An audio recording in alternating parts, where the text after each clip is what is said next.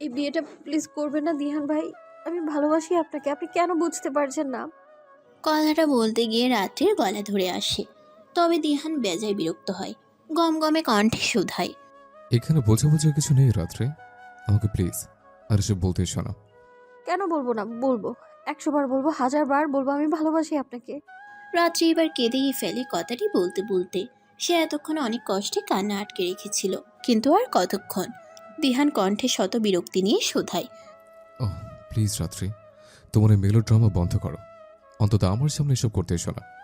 আমি তোমাকে আগেও বলেছি আর এখনো বলছি, আমি তোমাকে ভালোবাসি না। তুমি শুধুই আমার কাছে আমার মামাতো বোন। এর বেশি আমি তোমাকে নিয়ে ভাবি না। আর তুমিও এসব আউল ফল চিন্তা মাথা থেকে ছেড়ে ফেলো। দিহানের কথায় তেতে ওঠে রাত্রি। আউল ফল বলবেন না দিহান ভাই। কাউকে ভালোবাসাটা মোটেও কোনো আউল ফল জিনিস নয়। ঠিক আছে, বলবো না। কিন্তু আমার প্রতি তোমার যাই অনুভূতি থাকুক না কেন, সেসব কিছু মাথা থেকে ছেড়ে ফেলো। আর হ্যাঁ, শুনে রাখো, এই বিয়ে ভাঙবে না। বিয়েটা আমি অর্পিতাকেই করবো। দিহান ভাই। আহত দৃষ্টিতে তাকায় রাত্রি দিহানের পানে। এই মানুষটাকে তো সে কম বোঝানোর চেষ্টা করলো না, কিন্তু মানুষটা তার ভালোবাসাটা বুঝলই না। সে আর কি করলে মানুষটা বুঝবে সেটা ভেবে পায় না রাত্রি। তবুও শেষবারের মতো শুধায়। আপনি কি সত্যি বিয়েটা করবেন? দিহান রাত্রির ছোট্ট হৃদয়টাকে খণ্ড বিখণ্ড করে পাষাণের মতো উত্তর দেয়, হ্যাঁ। রাত্রি চোখের পানিটুকু মুছে নেয়, তবুও কথা বলতে গেলে কণ্ঠ রোদ হয়ে আসছে। সে কান্না ভেজা কণ্ঠে বলে। আপনি বুঝবেন দিহান ভাই।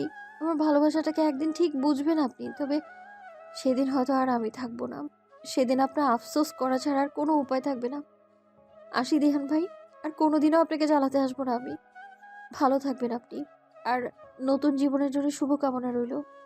রাত্রির দু চোখ আবারও জলে ভরে উঠেছে, কপল বেয়ে হু হু করে তারা গড়িয়ে পড়তে। রাত্রি সেগুলো আবার মুছে নেয়। রাত্রি দিহানের ঘর থেকে বেরিয়ে আসার জন্য পা বাড়ায়। এদিকে দিহানের মনে চিন্তারা সব হানা দেয় হুড়হুড়িয়ে। মেয়েটা কি বলল?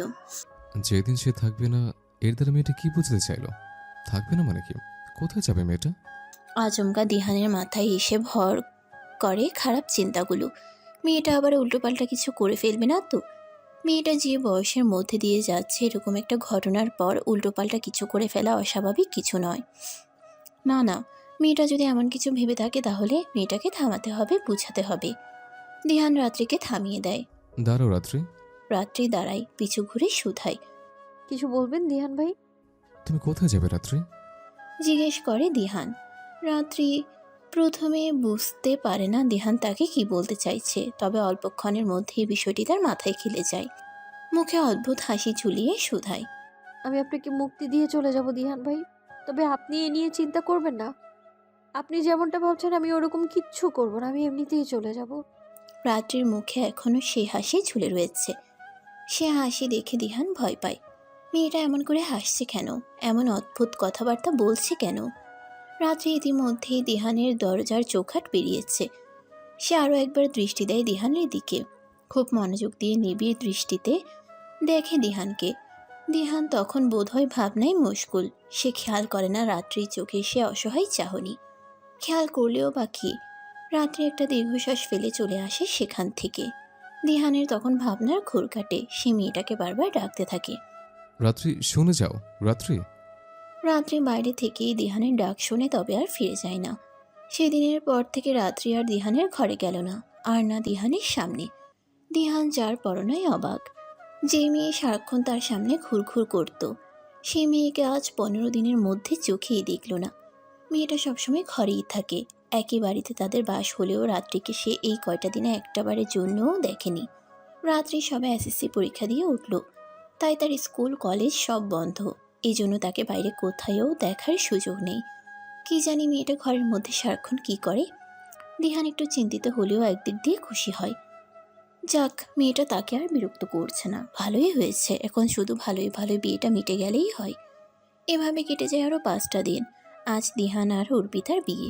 এই কয়দিন ধরে বিয়ের সব আয়োজন চললেও রাত্রিকে একবারও এই তল্লাটে দেখা যায়নি। বাড়ির কেউ ডেকেও নিয়ে আসতে পারেনি। শুধু বলেছে মাথা যন্ত্রণা করছে, সে এখন যাবে না। রাত্রি প্রচণ্ড জেদি একটা মেয়ে। সেজন্য কেউ আর তাকে জোর করেনি। তার উপর সে ঘরকুনো ধাঁচের একটা মেয়ে, এই জন্য বিষয়টা নিয়ে কেউ তো মাথা ঘামায়নি। দিহান আজও ভেবেছিল মেয়েটা বোধহয় আসবে না, তবে দিহানকে অবাক করে দিয়ে রাত্রি সেখানে আসে। ঠিক যেই মুহূর্তে বরযাত্রীর গাড়ি রওনা দেবে, দিহান সত্যি অবাক হয়। রাত্রির সাজ, রাত্রির মুখের হাসি, হাসি মুখে সবার সাথে কথা বলা, সব কিছুই দেখে অবাক হয়। রাত্রি আজ লাল টুকটুকে একখানা শাড়ি পরেছে, হাত ভর্তি লাল কাচের চুড়ি, পাতলা অধর জোড়ায় টুকটুকে লাল লিপস্টিক, টানা টানা চোখে কাজল পরে চোখ দুটো যেন আরও টানা লাগছে। লম্বা কোকড়া চুলগুলো কোমর ছড়িয়ে হাঁটুতে নেমেছে, চুলগুলো খোলা রাখায় সমুদ্রের কালো ঢেউয়ের মতো লাগছে। বিয়ের দিনে এমন সাজ খুবই স্বাভাবিক, কিন্তু কেন যেন দিহানের কাছে অস্বাভাবিক মনে হয়। এত সাজলো মেয়েটা, কেন সাজলো? এই সাজ কি তার জন্য? দিহান ভাবে সব কথা। রাত্রির দিকে চেয়ে থাকে প্রগাঢ় চাহনিতে। রাত্রি বোধহয় সেই চাহনি লক্ষ্য করে, দিহানের দিকে তাকিয়ে পাতলা ঠোঁটজোড়া এলিয়ে হাসে, ইশারায় জিজ্ঞেস করে। কি হয়েছে? দিহান উত্তর দেয় না, বরং চোখজোড়া ঘুরিয়ে নেয়। দিহান যে গাড়িতে করে কনের বাড়িতে এসেছিল, রাত্রিও আসলো সেই গাড়িতে। দিহানের পাশাপাশি বসেছিল। রাত্রি আর চোখে বোধহয় শতবার দিহানকে দেখেছে, কিন্তু দিহান সে ছিল নিতান্তই কঠোর। দিহানের মুখভঙ্গি দেখে রাত্রি অন্তত এইটুকু বুঝেছিল, দিহান এই মুহূর্তে তাকে পৃথিবীর সব থেকে বিরক্তিকর জিনিস ভাবছে। রাত্রি চোখ ঘুরিয়ে তখন তার ছেলের হাসি হেসেছিল, কিন্তু এখন এখন রাত্রি শত চেষ্টায়ও নিজেকে সামলাতে পারছে না। প্রিয় মানুষটাকে অন্যের পাশে দেখে তার ছোট্ট হৃদয়টা ক্ষণে ক্ষণে চূর্ণ বিচূর্ণ হচ্ছে। এই 20 দিন যে ধৈর্য আর সংযম নিজের মধ্যে জড়ো করেছিল, দিহানের পাশে অর্পিতাকে বসে যে বসে থাকতে দেখে তা যেন মুহূর্তেই ভেঙে টুকরো টুকরো হয়ে যায়। এই তো কাজী সাহেব বিয়ে পড়াচ্ছেন, আর একটু, তারপর তারপর সব শেষ হয়ে যাবে। এই মুহূর্তে প্রিয় মানুষটাকে হারানোর সবচেয়ে কঠিন ব্যথা কাজ করছে তার মধ্যে। এই যে তীব্র মাথা যন্ত্রণা হচ্ছে, তা যেন এই ব্যথার কাছে নিতান্তই তুচ্ছ।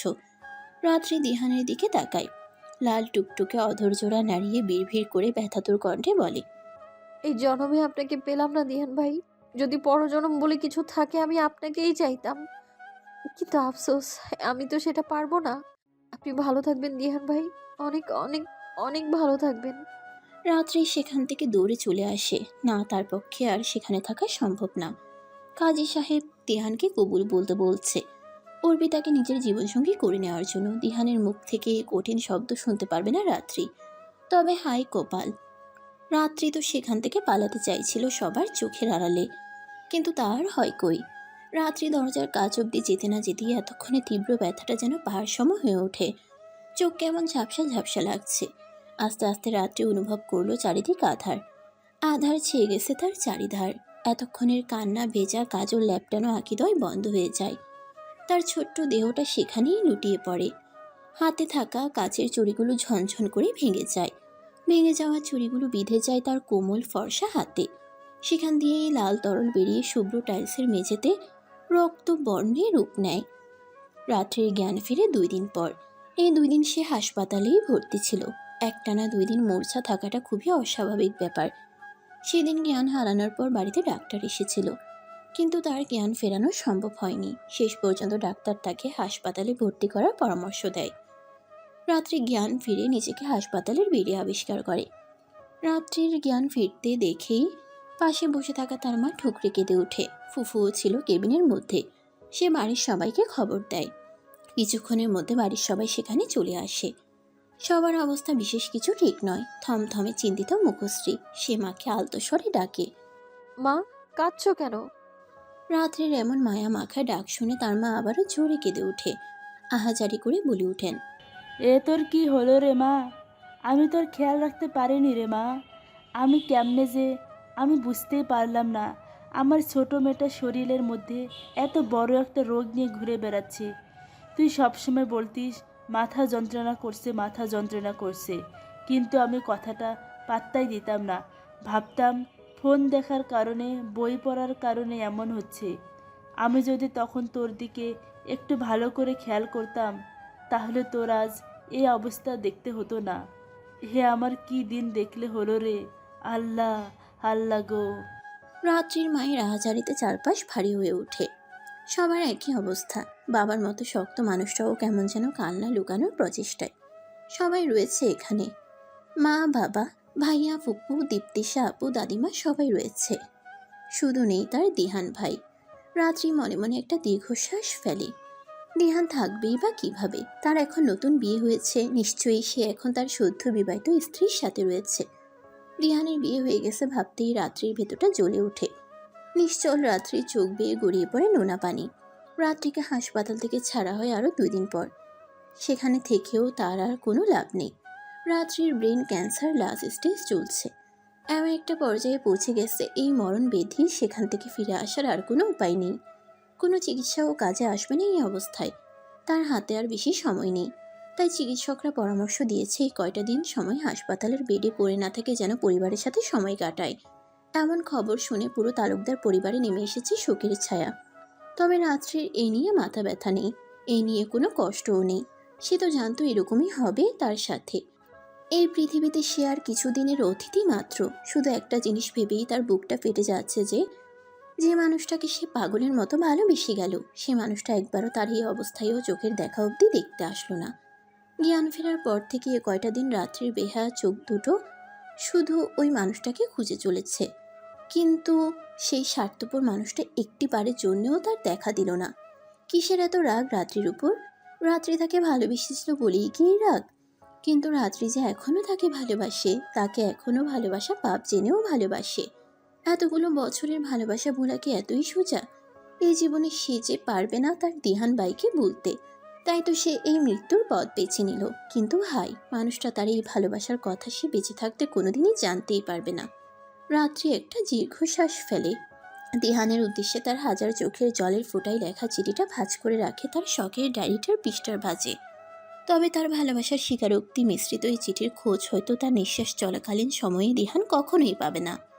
নিশুতির রাতে আধারে পুরো বাড়ি যখন নিস্তব্ধ, তখন মদের নেশায় ঢুলতে ঢুলতে বাড়ি ফিরে এক যুবক। দরজায় দাঁড়িয়ে থাকা যুবতীটি ভাইয়ার এমন অবস্থা দেখে মুখে ওড়নার আঁচল চেপে ঠুকরে কেঁদে ওঠে। তার ভাইটা তো এমন ছিল না। এই তো কিছুদিন আগে রিফাত ভাই মদ খেয়ে এসেছিল, সেই গন্ধ শুকেই ছেলেটা বমি করে ফেলল। আর আজ সেই ছেলে এত মদ খেয়েছে যে আর দাঁড়াতেই পারছে না। মদ খেয়ে রক্ত জবার মতো লাল হয়ে যাওয়া সেই চোখের দিকে তাকিয়ে মনে পড়ে যায় সেদিনের কথা, যেদিন হাসপাতালের বাইরে তাকে জড়িয়ে ধরে পাগলের মতো কেঁদেছিল, আর রাস্তার লোক চেয়ে চেয়ে দেখছিল সেই দৃশ্য। তার ভাইয়া এই মুহূর্তে বুকের মধ্যে কতটা কষ্ট লুকিয়ে রেখেছে সে কথা সে ছাড়া তো আর কেউ জানে না। দিহান ধুলতে ধুলতে ঘরে ঢুকে। দীপ্তিশা সন্তর্পণে দরজাটা লাগিয়ে দেয়। নেশায় বুধ দিহান জড়িয়ে যাওয়া কণ্ঠে বোনকে জিজ্ঞেস করে, দীপু, ও কোথায় আছে? ও কেমন আছে দীপু? বল না দীপু, ও কেমন আছে? বল না। দিহানের কথা জড়িয়ে যাচ্ছে। দীপ্তিশা নাক টেনে ভাইয়ের প্রশ্নের উত্তর দেয়। বোনের থেকে প্রশ্নের উত্তর পেয়ে সেখানে আর দাঁড়ায় না সে।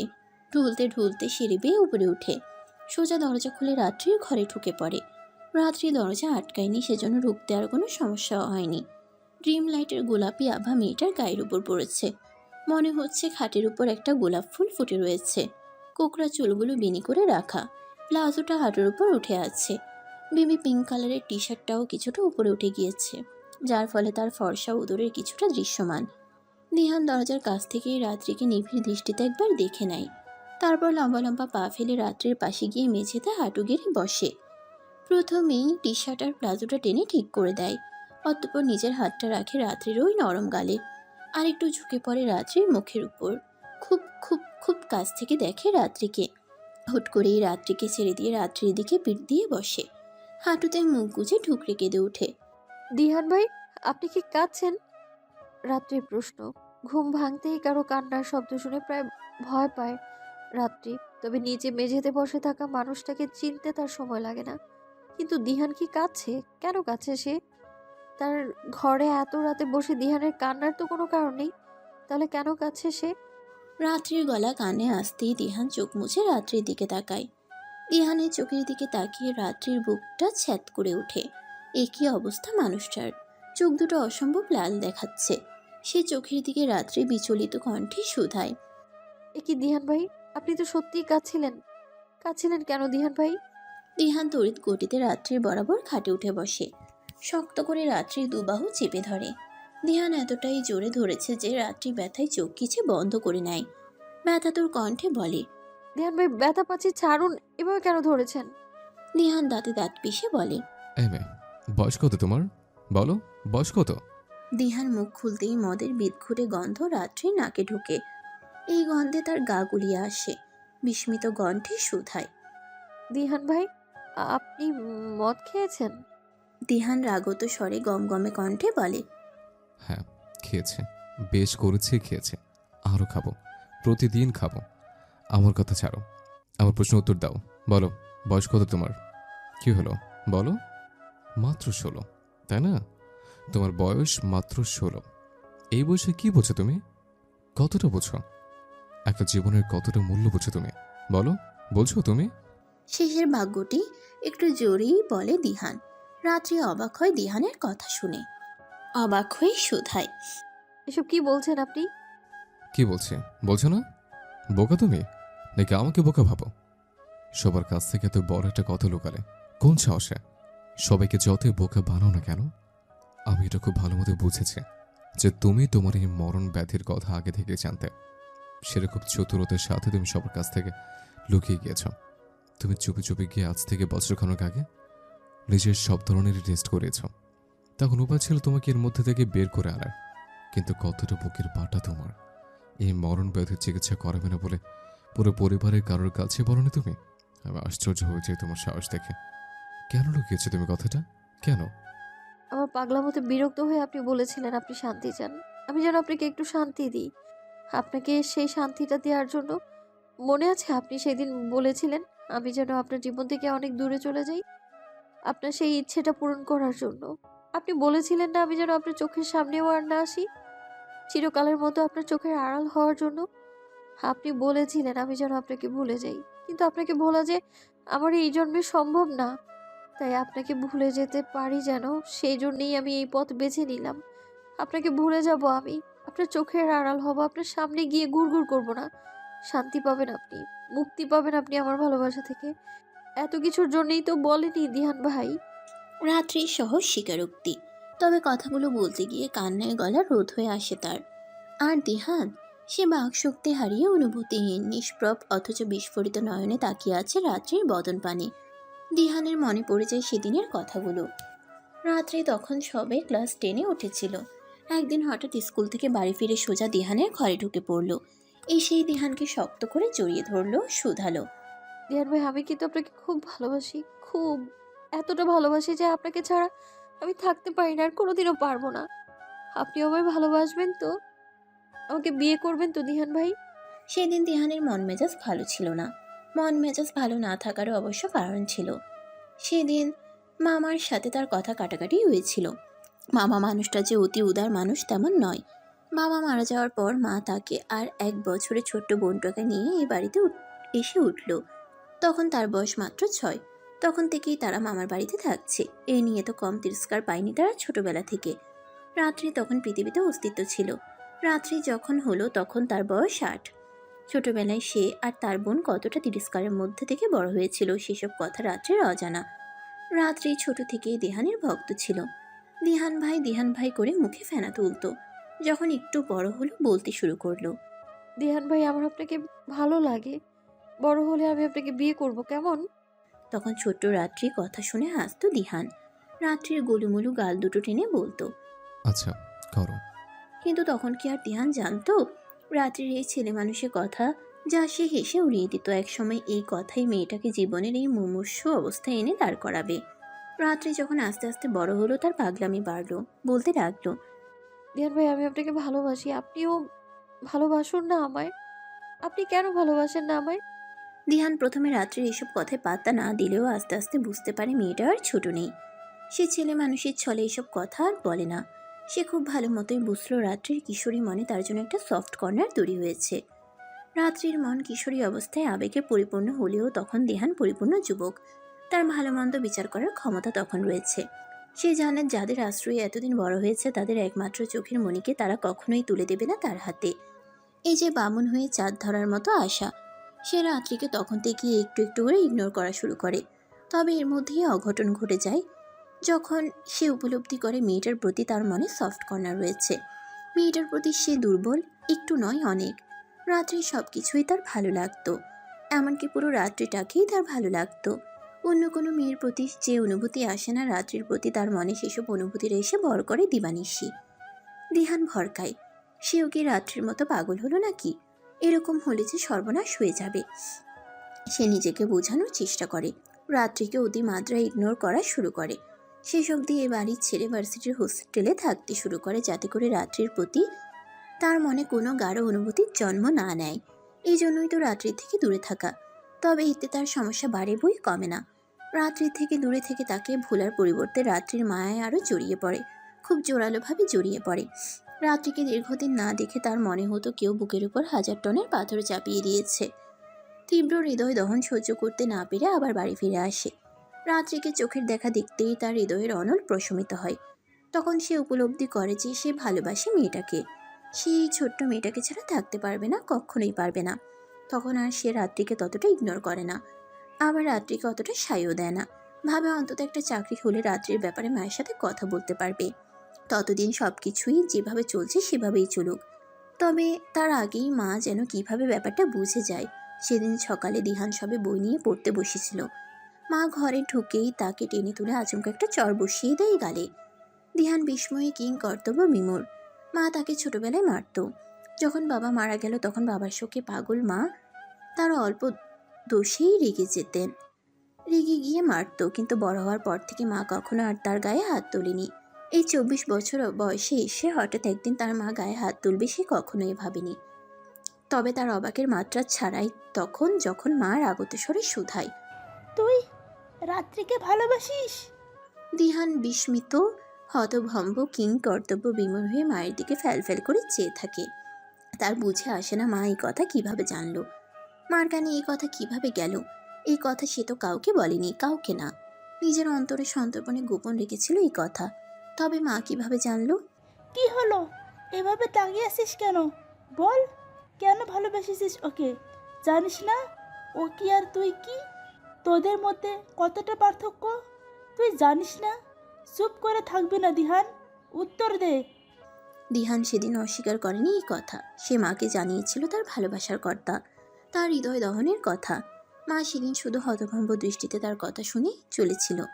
রাত্রি যে এবারে রাজকন্যা, তার ভাইয়ের চোখের মণি। অমন মূর্তি প্রতিমার মতো সুন্দর মেয়েটাকে তার ছেলের হাতে কিভাবে দেবে তার ভাই? তার ছেলে যে অনাথ, বেকার, অন্যের টাকায় খায় পরে মাখে, তারা তো তার ভাইয়ের দয়ায় বেঁচে আছে। যাদের দয়ায় এতদিন বেঁচে থাকলো তাদের সবচেয়ে মূল্যবান সম্পদটাকে কিভাবে চাইবে সে? চাইলেও কি দেবে? না, কখনোই রাত্রির হাত দেবে না দিহানকে। দিহান মরে গেলেও দেবে না, সেটা তিনি খুব ভালো করেই জানেন।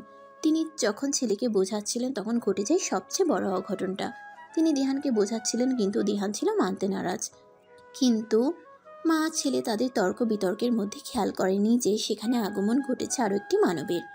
সেদিন রাত্রির বাবা দরজার বাইরে থেকেই বোনপোর কথা শুনেছিল। তিনি সেদিন চুপ থাকেননি। ঘরে ঢুকেই দিহানকে একটা শক্তপোক্ত থাপ্পড় মেরে বসেন। তার আগমনে যেন দিহানের মায়ের প্রাণ পাখি উড়াল দেয়। সেদিন রাত্রির বাবার আগের বসে দিহানকে মেরেছিল। তারা এত বড় ছেলেটা কিভাবে মার খেতে দেখতে পারেনি দীপা। ভাইয়ের কাছে অনুনয় করেছিল দিহানকে যেন না মারে। রাত্রির বাবা দেলোয়ার সাহেব তো বোনের কথা শোনেননি, উল্টো তাকে যা নয় তাই বলে অপমান করেন। এক পর্যায়ে দিহানের মৃত বাবাকে টেনেও তিনি কথা বলেন। দিহান শরীরের শত আঘাত সহ্য করে নিলেও মা বাবার অপমান সহ্য করতে পারেনি। সেদিন মামার সাথে তার কথা কাটাকাটি হয়। দিহান জেদের বসে সেদিন রাত্রির বাবাকে কথা দেয় যে তার মেয়েকে ভালোবাসা তো দূর, তার দিকে আর কখনো ফিরেও তাকাবে না। দিহানও নিজের সে কথা রাখার চেষ্টা করেছিল বহুগণে। তবে সেই কথাটা আজ তাদের দাঁড় করালো এই পরিস্থিতিতে।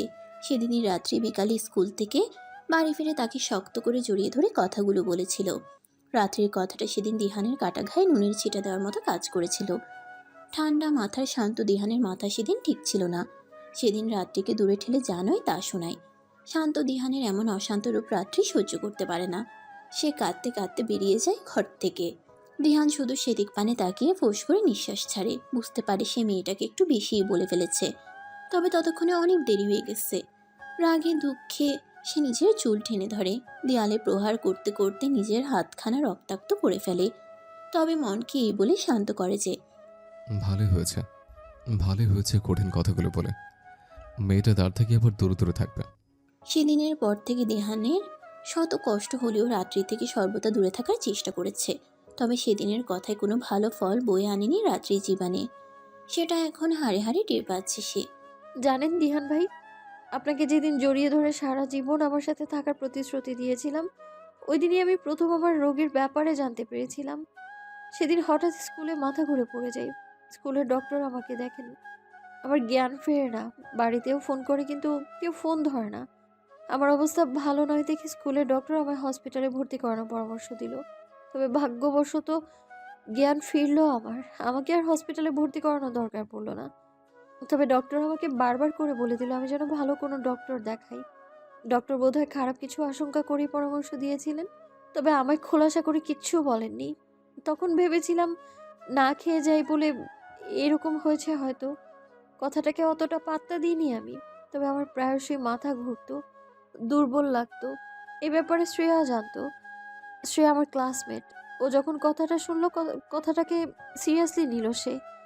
সেদিনই স্কুল থেকে হাফ ডে লিভ নিয়ে বলল, চল একবার বাবার কাছ থেকে ঘুরে আসি আর তোকে দেখিয়ে আনি। সেদিন মূলত শ্রেয়ার জোড়াজোড়িতেই ওর সাথে হসপিটালে গেলাম। ওর বাবা ওই হসপিটালের ডক্টর। ওর বাবা দেখলেন আমায়, কিছু টেস্ট করতে দিলেন আমায়। আমিও চুপচাপ সব টেস্ট করলাম। শ্রেয়ার বাবা ছিল বলে আর গার্ডিয়ানের প্রয়োজন পড়েনি। সেদিন যেহেতু স্কুল থেকে হাফ ডে লিভ নিয়েছিলাম, তাই বাড়ি ফেরারও তাড়া ছিল না। টেস্ট করানোর পর রিপোর্টের জন্য হসপিটালেই বসে থাকলাম। আমার সাথে শ্রেয়াও ছিল।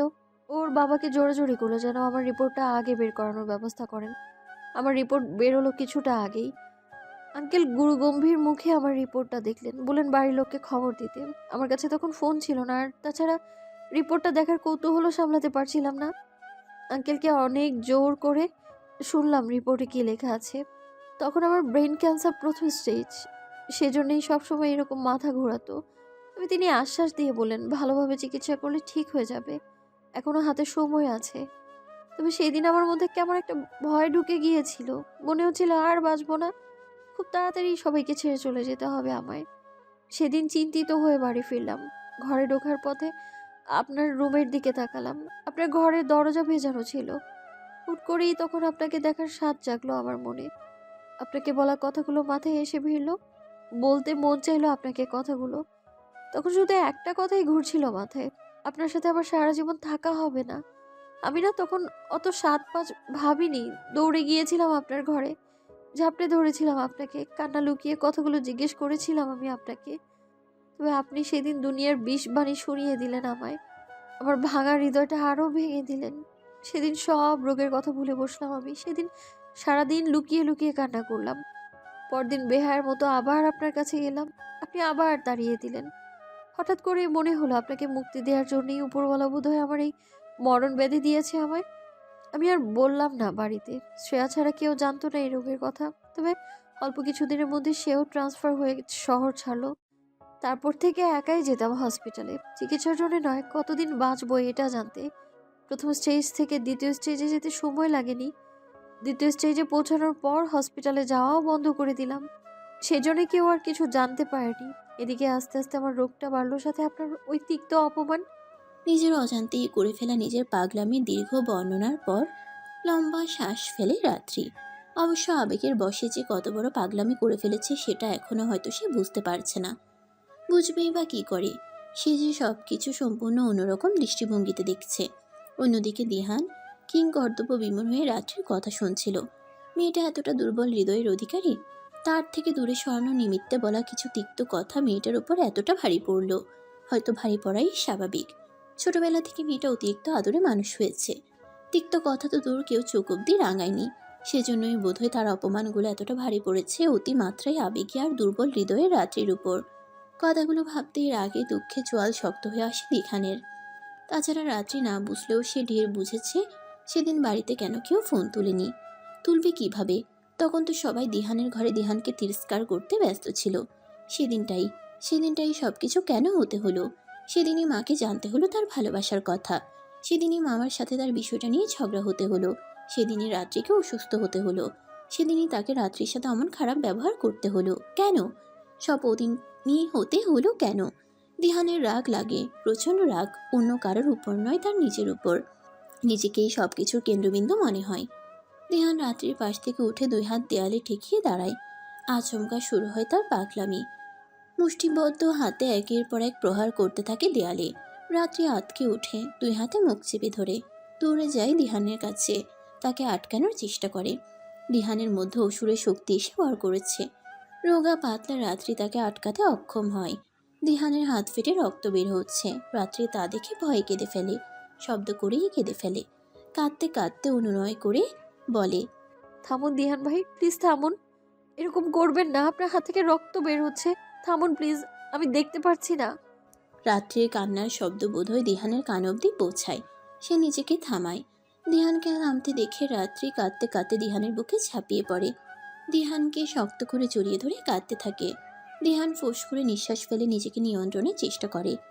রাত্রিকে দুহাতে আগলে নেয়, চুলের মধ্যে হাত গলিয়ে দিয়ে বলে। এই রাত্রে কাঁদছো কেন? রাত্রি ফুপিয়ে ফুপিয়ে কান্না ভেজা কণ্ঠে বলে। কাছে কেন জানেন না আপনি?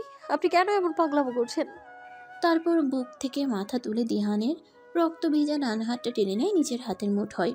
আহত দৃষ্টিতে সেদিকে তাকিয়ে নাক টেনে বলে, দেখুন তো কি অবস্থা করলেন হাতের, আর আপনি বলছেন আমি কেন কাঁদছি?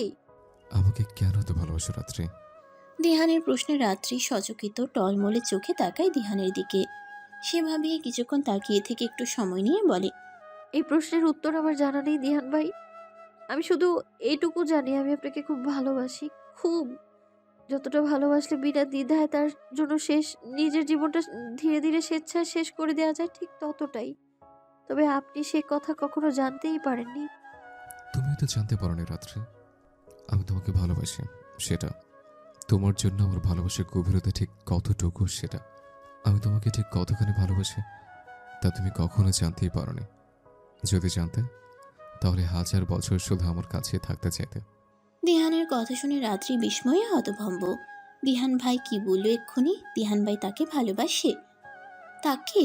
সে কি ঠিক শুনলো, নাকি তার মনের ভ্রম? এ তার স্বপ্ন নয় তো? হয়তো ঘুম ভেঙেই দেখবে সব তার ভ্রম। সে নিজের ভ্রম কাটানোর জন্য কাঁপা কাঁপা কণ্ঠে শুধায়, কি কি কি বললেন দিহান ভাই? আমি তোমাকে ভালোবাসি, আমি তোমাকে ভালোবাসি রাত্রি। শুনেছ? আমি তোমাকে ভালোবাসি, খুব ভালোবাসি।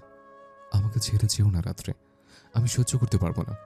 আমি সেদিনের কথা ফিরে নিচ্ছি রাত্রে, প্লিজ থেকে যাও আমার কাছে, প্লিজ। রাত্রিকে পুনরায় বুকের মধ্যে আগলে নিয়ে দিহানের আকুল কণ্ঠে অনুনয়। দিহানের এই কথা রাত্রির মনে ঝড় তোলে। দিহান ভাই তাকে ভালোবাসে, তার দিহান ভাই তাকে ভালোবাসে। হ্যাঁ, দিহান ভাই বলল তো তাকে ভালোবাসি। রাত্রির হাত পা কাঁপছে, হৃদয় স্পন্দন বাড়ছে, মনে হচ্ছে এক্ষুনি মাথা ঘুরে পড়ে যাবে। এই তো সেই বাক্য যা শোনার জন্য এতদিন অপেক্ষা করছিল। তবে এমন হচ্ছে কেন? দিহানের হাতের মধ্যে আবদ্ধ থেকে রাত্রির মনে হচ্ছে এক্ষুনি পড়ে যাবে। সেই শক্ত অবলম্বনের আশায় দিহানকে আলিঙ্গন করে। তবে অল্পক্ষণেই তার মাথায় খেলে যায় দিহান ভাই এখন বিবাহিত, সে এখন অন্য কারো, তার নয়। মদ খেয়ে মাতাল দিহান ভাই হয়তো নিজেও জানে না সে কি বলছে। ঘরে হয়তো দিহান ভাইয়ের জন্য তার স্ত্রী অপেক্ষা করছে। দিহান ভাই এখন বিবাহিত, সে কথা তো সে ভুলেই বসেছিল। কথাটা মনে পড়তেই এক বুক কষ্ট এসে ভর করে তার মধ্যে। দিহানের ভালোবাসার কথা শুনে শান্ত হৃদয় মুহূর্তেই অশান্ত হয়ে ওঠে। সে দিহানকে দূরে ঠেলে দেয়, নিজের চোখের পানি মুছে কাটখাট কণ্ঠে বলে, আপনি চলে যান দিহান ভাই, আপনি এখন মাতাল, তাই এইসব আবল তাবল বলছেন আপনি। এরকম বলবেন না, আপনার স্ত্রী শুনলে কষ্ট পাবে। তাকে আমার মতো কষ্ট দেবেন না। সে হয়তো আপনার জন্য ঘরে অপেক্ষা করছে, তাই আপনি এখানে আর থাকবেন না, চলে যান আপনি তার কাছে। রাত্রির কথা শুনে দিহানের বুক কাঁপে। কথা বলতে গিয়ে কণ্ঠ রোধ হয়, তবুও জিজ্ঞেস করে, এখন আর ভালোবাসো না আমায়? কিভাবে ভালোবাসবো দিহান ভাই? আপনাকে যে এখনো ভালোবাসা পাপ, তবে এই পাপই আমি করে চলেছি দিনের পর দিন। যত দিন বেঁচে থাকবো ততদিন এই পাপ হয়তো মুক্তি পাবো না আমি এই পাপ থেকে। আপনি এত কাছে আসবেন না দিহান ভাই, আমার পাপের পালা ভারী, বই কিছুই হবে না। আপনার মনে যদি আমার জন্য কোনো অনুভূতি থেকেও থাকে সেটা মুছে ফেলুন। ওই মনে শুধু আপনার স্ত্রীকেই রাখুন, যার সাথে আল্লাহর নামে আপনি বৈধ সম্পর্কে আবদ্ধ হয়েছেন। তাকে করুন আপনার হৃদয়ের একমাত্র অধিকারিণী। আমার রাত্রি। দিহানের বিস্মিত কণ্ঠের প্রশ্ন। হ্যাঁ, আপনি চলে যান প্লিজ। ভুল বলছো রাত্রি, আমার কোনো স্ত্রী নেই। মানে? বিস্মিত কণ্ঠে জিজ্ঞেস করে রাত্রি। সে কি ঠিক শুনল, নাকি দিহান ভাই মাতাল অবস্থায় আরও একখানা অবাস্তব কথা বলছে? কিছুক্ষণ আগের বুকের মধ্যে ধুকপুকানিরা আবার এসে তীব্রভাবে ভর করে তার মধ্যে। তার প্রশ্নের প্রতি উত্তরে দিহানের বলা কথাটি সেই ধুকপুকানি ও শরীরের কাঁপুনি বাড়িয়ে দেয় বহুগুণে। মানে সেদিন আমি বিয়ে করিনি রাত্রি। আমার কোনো স্ত্রী নেই, কেউ নেই, শুধু তুমি আছো। আর আমার হৃদয়ের একমাত্র অধিকারিণী শুধুই তুমি, আর অন্য কেউ নয় রাত্রি। রাত্রি ছাড়া অন্য কোনো মেয়ের সাথে ঘর বাঁধার কথা দিহান কখনো স্বপ্নেও ভাবেনি। রাত্রি থেকে শত দূরে থাকলেও রাত্রিকে ঘিরেই চেয়েছিল তার স্বপ্নের পৃথিবী। স্বপ্নের পৃথিবীর কারণ রাত্রি চেয়েছিল তার স্বপ্নের প্রেয়সী। রাত্রিকে বাস্তবে পাওয়ার ইচ্ছা যে তার অলীক স্বপ্ন ছাড়া কিছুই ছিল না। তবে তার সেই স্বপ্নের পৃথিবীতেও কেউ রাত্রিকে রাখতে দিল না। তার সেই স্বপ্ন থেকে টেনে হিস্ট্রে বের করে আনলো সবাই মিলে। তাকে এক প্রকার বাধ্য করলো অন্য মেয়ের সাথে বিয়ে করতে। সবচেয়ে বেমানিটা করলো তার জন্মদাত্রী মা। তিনি নিজেই তো কাজটা করেছিলেন এক প্রকার বাধ্য হয়ে। তিনি দিহানকে তার রোগের কথা বললেন। যে রোগ তার মধ্যে কখনো ছিলই না সেই রোগের ভয় দেখালো। বলল, এই রোগের খরচ বহন করছে তোর মামা। তোর পক্ষে ওর চিকিৎসা করা কখনো সম্ভব না। তুই আমাকে মরতে দেখতে চাস? তুই এখন এই বিয়ে না করলে তোর মামা চিকিৎসার খরচ বন্ধ করে দিবে। তখন তুই বরং আমার জন্য কবর খুঁড়ে রাখিস। তিনি দিহানকে ভাইয়ের কথায় ইমোশনাল ব্ল্যাকমেল করলেন। দিহান সবে পরীক্ষা দিয়ে উঠেছে, তখনও তার কোনো চাকরি জোটেনি। তার পক্ষে মায়ের রোগের চিকিৎসা করা ছিল অসম্ভব। যতই হোক নিজের জন্য মায়ের মরণ তো আর দেখতে পারবে না। সে না চাইতেই রাজি হলো বিয়েতে। তবে তখন যদি বুঝতো সব মিথ্যে, তাহলে কি আর এই জীবনে অমন কাজ করতে রাজি হতো? এসব কথা সে জানতে পারে তার বিয়ের দিন। সেদিন রাত্রি অজ্ঞান হয়ে পড়ে গেল ঠিক তার কবুল বলার পূর্ব মুহূর্তে। রাত্রির অমন দশা সে সহ্য করতে পারেনি। সেই সবার আগে ছুটে গিয়েছিল সেখানে। রাত্রিকে পাগলের মতো ডাকতে শুরু করলো। রাত্রি চোখ খুলে না। রাত্রিকে পাজা কোলে তুলে নিয়ে ছুটলো হাসপাতালে। বাড়ির সবাই গেল। বিয়েটা আপাতত বন্ধ রাখা হলো। রাত্রির বাবা তাদের ক্ষমা চেয়ে বললেন বিয়েটা যেন কিছুক্ষণ পরে হয়।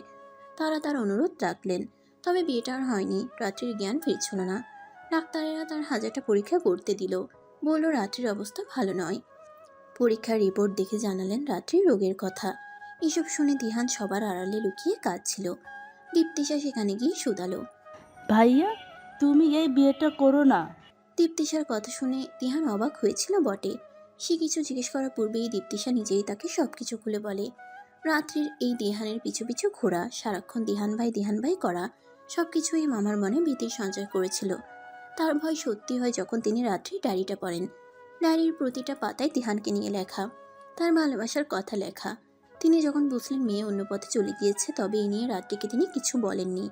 তিনি রাত্রির মন থেকে দিহানকে মোছার জন্য দিহানের বিয়ের ব্যবস্থা করলেন। গুটি হিসেবে সাজালেন দিহানের মাকে। মাকে বাধ্য করলেন যাতে তার অসুস্থতার কথা বলে যেন দিহানকে বিয়েতে রাজি করায়। মাও তাই করল। এ কথা দীপ্তিশা শুনে নিয়েছিল। তবে তার এই কথা জানতে অনেক দেরি হয়ে গিয়েছিল। দিহানের বিয়ের দিনে সে এসব কথা জেনেছে। দিহানকে এই কথা সে বলতে চেয়েছিল, তবে সে সুযোগ আর পায়নি। তার আগেই মা তাকে আটকে দিল। দিহান সেদিন ছিল নিস্তব্ধ। তার মাঝে এরকম কোনো কাজ করবে তা সে কখনোই ভাবেনি। রাগ হয়েছিল মামার প্রতি, রাগ হয়েছিল মায়ের প্রতি, রাগ হয়েছিল নিজের ভাগ্যের প্রতি। সেদিন দীপ্তিশাকে অসহায়ের মতো শুধালো। দেবু, আমার রাগ হচ্ছে দেবু, প্রচণ্ড রাগ হচ্ছে। ও না হয় বাচ্চা, ও অবুঝ। আমি কেন ভালোবাসতে গেলাম ওকে? আমার জন্যই সব কিছু হয়েছে। দেখো দেবু, আমার কলিজ ওখানে পড়ে রয়েছে। আমার জন্যই ও ওখানে পড়ে রয়েছে।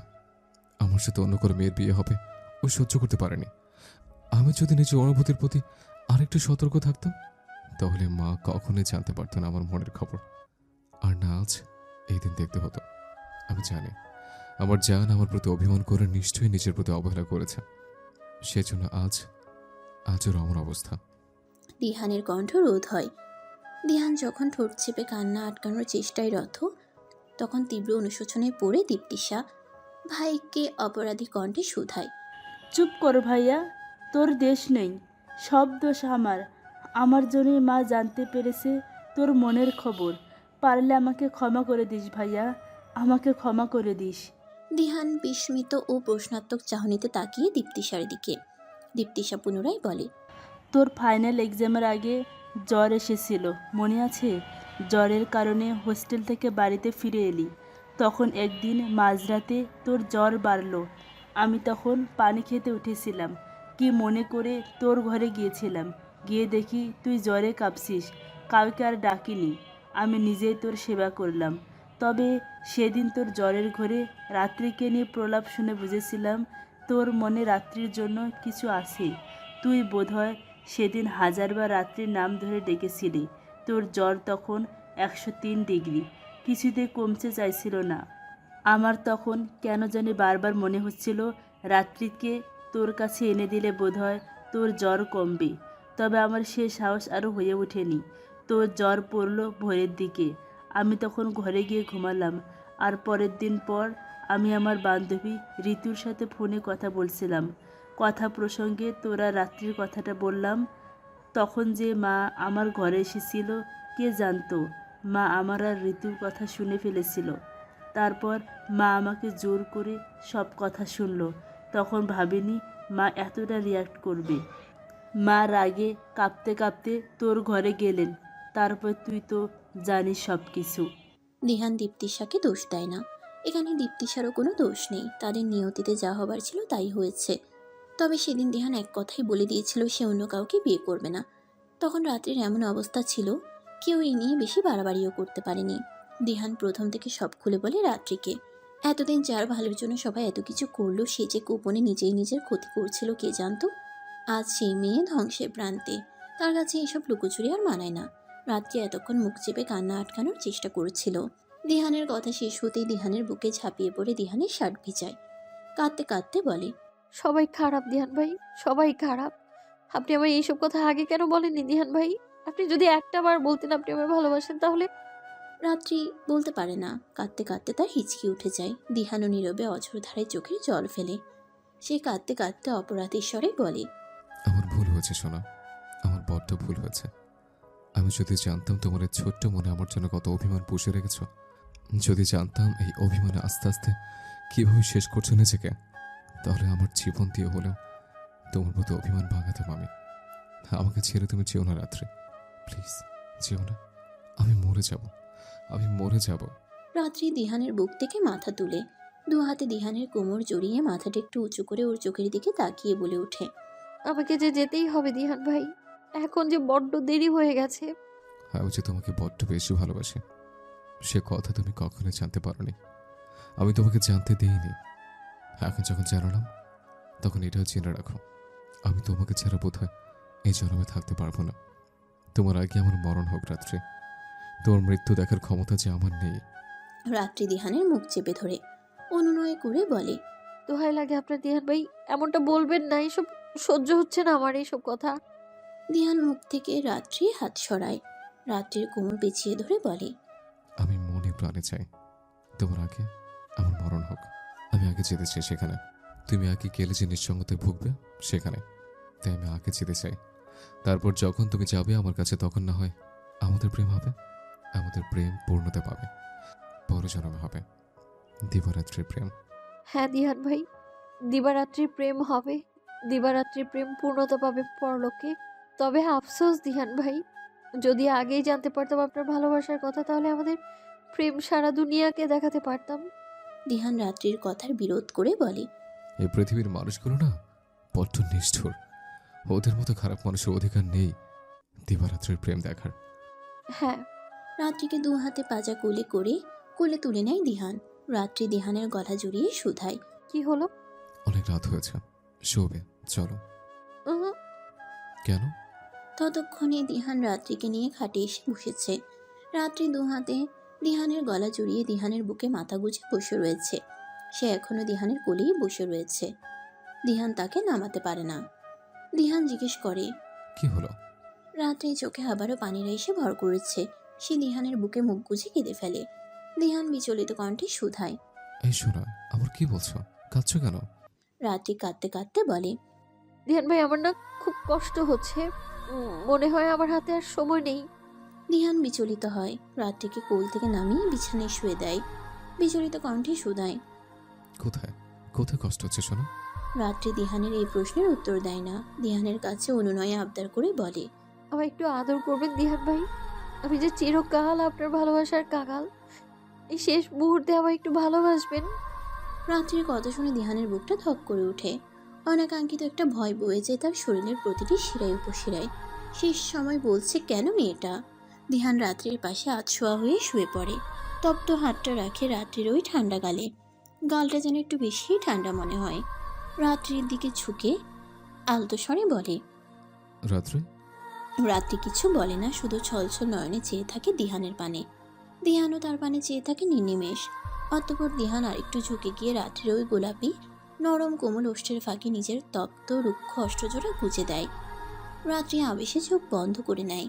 এতক্ষণ চোখের কোণে জমে থাকা পানিগুলো চোখের কোণ বেয়ে ঝরে পড়ে অনর্গল। একে একে মনে পড়তে থাকে এই ছোট্ট জীবনের সমস্ত স্মৃতি। ছোটবেলায় পরিবারের সাথে কাটানো সেই সুন্দর সময়গুলো, দিহানের সাথে কাটানো সেই অনন্য সুন্দর মুহূর্তগুলো। ছোট থেকে কাটানো সব মুহূর্তগুলো যেন হুড় হুড় করে এসে চোখের সামনে জমা হয়। স্মৃতিরা সব ধরা দেয় একই সময়। রাত্রি তখন একটা সুন্দর স্বপ্ন দেখে। ওই তো সে লাল টুকটুকে একটা শাড়ি পরে বসে আছে, দিহানের পাশে বসে আছে। দিহানের গায়েও সুন্দর কারুকার্য খচিত একখানা পাঞ্জাবি। সে হাসি হাসি মুখ নিয়ে রাত্রির দিকে চেয়ে আছে। রাত্রি লজ্জায় তার দিকে তাকাতে পারছে না। লজ্জা রাঙা রাত্রি মুখটা নিচু করে বসে আছে। চারপাশে সবাই রয়েছে, মা, বাবা, ফুফু, রিফাত ভাইয়া, দীপ্তিশা আপা, দাদিমা সবাই আছে। তাদের চোখে মুখেও খুশির ঝিলিক। একজন বৃদ্ধ লোক রাত্রিকে বারবার বলছে, বলো মা কবুল, কিন্তু রাত্রি লজ্জায় বলতে পারছে না। দিহান কবুল বলে দিব্যি দাঁত বের করে হাসছে। তার কি লজ্জা লাগছে না? রাত্রি আর চোখে একবার দিহানের দিকে তাকায়। দিহান তার দিকেই তাকিয়েছিল। রাত্রে তাকাতেই তাদের চোখাচোখি হয়। রাত্রিকে আরেকটু লজ্জা দিতেই বোধহয় দিহান রাত্রির দিকে ফিরে চোখ টিপে দেয়। রাত্রি লজ্জায় চোখ ফিরিয়ে নেয়। অবশেষে সে কবুল বলে। 3 কবুল বলে নিজেকে সঁপে দেয় দিহানের তরে। তখন সবাই সমস্বরে বলে ওঠে, আলহামদুলিল্লাহ। এই তো সে দুনিয়ার সব সুখ পেয়ে গেছে। আর কি চাই তার? না, আর কিচ্ছু চাই না তার। দুনিয়ার কাছে তার সব চাওয়া শেষ। যেটুকু পাওনা ছিল সেটুকুও বুঝি শেষ মুহূর্তে মিটিয়ে দিয়েছে দিহান। রাত্রি দিহানের রুক্ষ গালে আলতো করে হাত রাখে। দিহান তখন রাত্রির ওষ্ঠদয় ছেড়ে দেয়। মেয়েটার শরীর ঠান্ডা হয়ে আসছে, অসম্ভব রকম ঠান্ডা।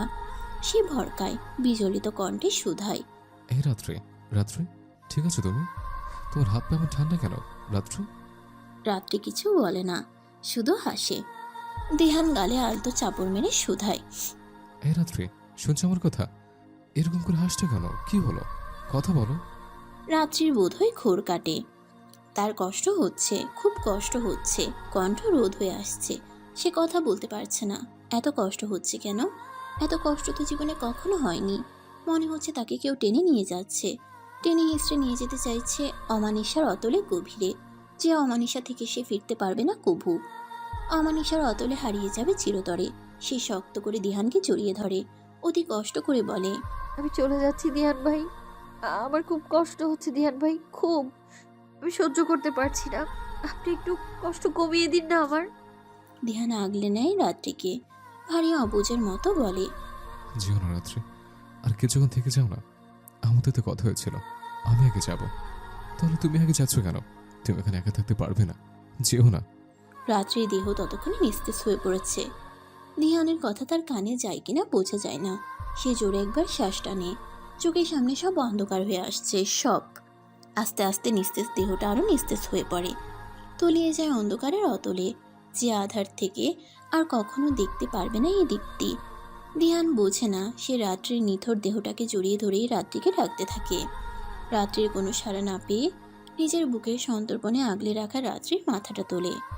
রাত্রির চোখ বন্ধ, ঠোঁটের কোণে যেন হাসি ঝুলে রয়েছে। দিহান সেভাবেই নীরবে তাকিয়ে থাকে রাত্রির নিথর দেহটার দিকে।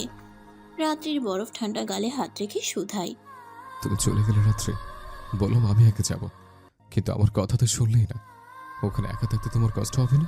হবে তো। তোমার তো ওখানে একা থাকতে খুব কষ্ট হবে। না, আমি তোমাকে কষ্ট পেতে দেব না। আমি তোমাকে অনেক কষ্ট দিয়েছি, আর কষ্ট পেতে দেব না। দিহান কাঁদে না, বরং করে বসে এক ভয়ঙ্কর পাগলামি। সে চোখের জলটুকু মুছে প্যান্টের পকেট হাতড়িয়ে বের করে আনে ছোট্ট শিশিটা। তাতে গোটা গোটা ইংরেজি অক্ষরে লেখা পয়জন। শিশিটার মুখ খুলেই সময় বিলম্বিত না করে গালে ঢেলে দেয়। নিমিষেই শিশিটা খালি হয়ে যায়। তাতে থাকা তরলটুকু জায়গা করে নেয় উদরে। শিশিটা সে আজই কিনেছিল। মোড়ের দোকানে যখন বসেছিল তখন একজন ইঁদুর মারা বিষ কিনতে এসেছিল। কি মনে করে সেও বস্তুটা নিল, ভাগ্যিস নিয়েছিল, নয়তো রাত্রির কাছে যেতে যে দেরি হয়ে যেত তার। দিহান এবার সোজা হয়ে শুয়ে পড়ে রাত্রির পাশে। রাত্রির নিথর দেহটা বুকে টেনে নেয়, রাত্রির কানে ফিসফিস করে শুধায়। আসছি আমি তোমার কাছে, তোমাকে আর কষ্ট পেতে দেবো না আমি। রাত্রির নিথর নিস্তেজ দেহটা শক্ত করে বুকের সাথে চেপে ধরে। আস্তে আস্তে তার দেহেরও শক্তিটুকু নিঃশেষ হয়ে আসে, একসময় চোখজোড়া বন্ধ করে নেয়। রাত্রির সাথে শান্তির ঘুম দেয়। আসলেই কি শান্তির? তবে একই সাথে একই যাত্রায় রাত্রির সাথে বিদায় নিয়ে চলে যায় এই নিঠুর পৃথিবী থেকে। বাইরে বাতাস বইছে শাসা গতিতে, বোধহয় ঝড় উঠবে। তীব্র বাতাসে জানালার পর্দাগুলো উড়ছে অহর্নিশ। জানালার পাশে রাখা রাত্রির পড়ার টেবিলে তার ব্যক্তিগত আতখোলা ডায়েরিটি পড়ে রয়েছে। আজও যথারীতি রাত্রি তার অনুভূতিগুলোকে ডায়েরির পাতা বদ্ধ করতে বসেছিল, তবে ভুলবশত সেটা খোলাই রয়েছে। বাতাসের প্রতাপে তার পৃষ্ঠাগুলো উঠতে চাইছে, তবে উঠতে পারছে না। খুলে রাখা পৃষ্ঠাটার মাঝ বরাবর চাপা দেওয়া রয়েছে সিলভার কালারের একখানা হাতঘড়ি। ঘড়িটা রাত্রি দিহানের জন্মদিন উপলক্ষে কিনেছিল, তবে আর দেওয়া হয়ে ওঠেনি। ওটা নিয়ে প্রতিদিন নাড়াচাড়া করতো রাত্রি, সময় ও সুযোগ খুঁজত দেওয়ার। তবে জীবন তাকে না দিয়েছে সেটা দেওয়ার সময়, আর না দিহানকে দিয়েছে সেটা নেওয়ার সময়। সেটা এখন চরম হেলায় পড়ে আছে রাত্রির অনুভূতি মিশ্রিত ওই ডায়েরির পাতায়।